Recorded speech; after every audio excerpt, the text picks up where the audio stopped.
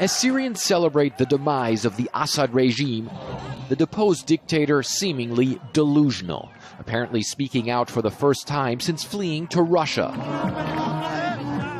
His statement on the social media page of the former Syrian presidency appearing to be from Assad himself, datelined Moscow. I have never sought positions for personal gain, but have always considered myself as a custodian of a national project, the statement says. This after Syrians ransacking Assad's palace discovered the luxury the dictator and his family were living in, including a garage with dozens of luxury cars, including Ferraris and a Lamborghini. Assad's wife Asma, also known for her lavish outfits, once called, quote, a rose in the desert by Vogue magazine.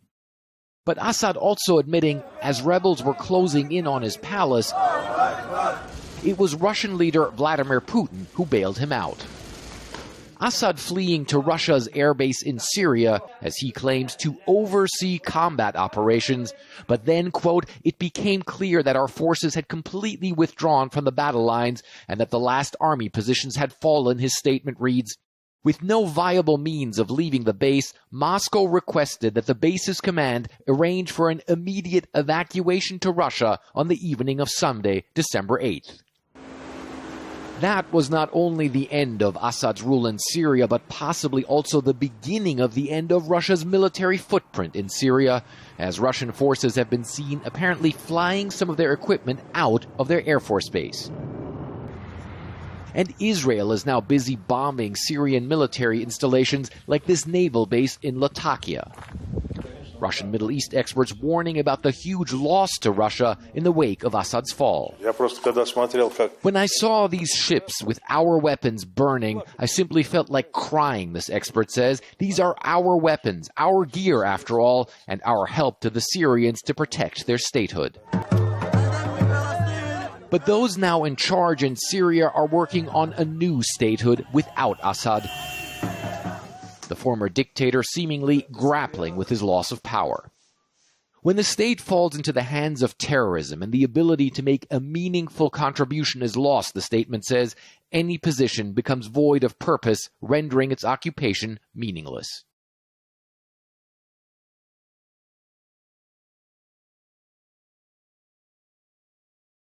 Bashar al-Assad says his sudden departure from Syria was unplanned and, he says, purportedly not his idea. The statement was posted to the Syrian presidency's account on Telegram, which has been disabled and then restored since the rebel takeover. In it, Assad purportedly says he stayed in Damascus, quote, carrying out his duties until the early hours of Sunday, December the 8th. Well, after rebels swept into the capital, the statement goes on to say he left the country until late that same day when Russia made the decision to evacuate him from its coastal airbase in Syria. Well, our international diplomatic editor, Nick Robertson, joining me now. Look, in this statement, Assad, and we have to assume it is him, but we are saying purportedly because we don't know for sure. But in it, he writes, quote, at no point during these events did I consider stepping down or seeking refuge. The only course of action was to continue fighting against the terrorist onslaught. Nick, what can we learn about the final hours of Assad's dictatorship from this statement? Yeah, I think some of it certainly smacks as face-saving, that, you know, this came without planning, and at no point did he plan to actually sort of step down. His account, for example, of what happened those hours when he was fleeing his residence, that was late Saturday evening, and then flying early Sunday morning to the coast of Syria, getting to that Russian airbase, and then being flown by the Russians later in the day because he says that the Syrian army's forces had collapsed.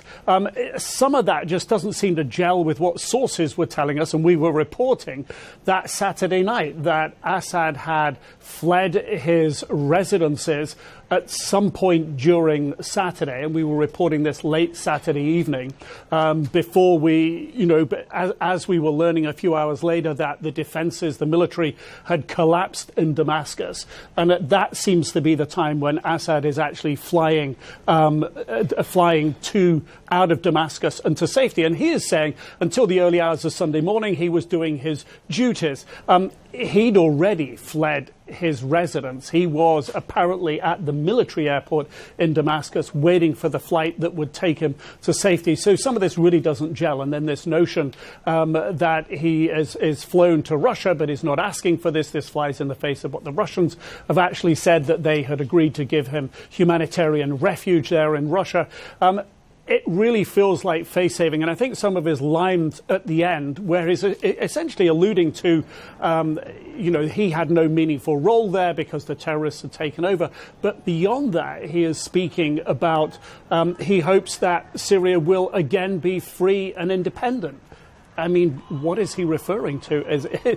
Does he think that it's going to come back and somehow rid the country of its new leadership? That's completely and wholly unrealistic. And there are certainly those in Russia and other places who would say that throughout the war, the 14-year civil war, Assad was not making the best and most informed judgments and decisions, thinking that he could hold out. Is he thinking he can come back? Obviously, no one in their right minds believes that. And he's been given asylum in Russia on humanitarian grounds, according to Moscow, on the ground in Syria. The UN envoy has suggested that sanctions should be lifted on what is this new interim Syrian leadership. There are concerns by the US and EU, of course, given the past affiliations of Jelani and the HTS, who are at present leading this infrastructure on the ground. Sanctions are extremely important as we look to where Syria goes in the future. What chance the lifting of these sanctions at this point, which are so important in rebuilding Syria, of course?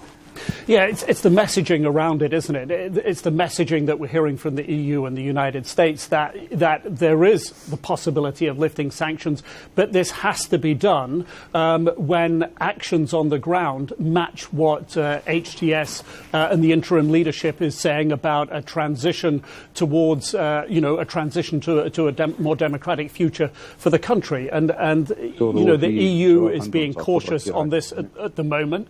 Foreign ministers of the European Union, a meeting with the EU's High Representative on Foreign Affairs, Kaja Kallas, and they're saying very clearly that they need to, the leadership in Syria to understand that what happens and how they're treated by the international community depends on this transition to a democratic future that is being talked about. What the UN representative was saying was there is a need, there's a real humanitarian need to get some level of support and aid flowing into the country, that it requires these UN resolutions to be changed, and reframed at the moment to get that aid in, and it's a delicate position, and there's a real possibility that if it's held back too much, then HTS may decide to regress. I think the analysis at the moment is they are still heading in the right direction.